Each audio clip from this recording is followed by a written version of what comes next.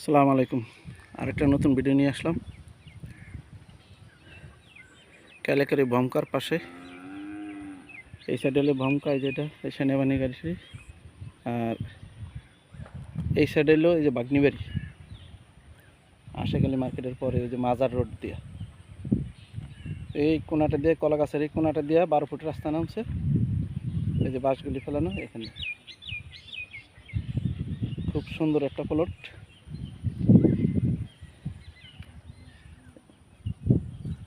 এটার মধ্যে কি 18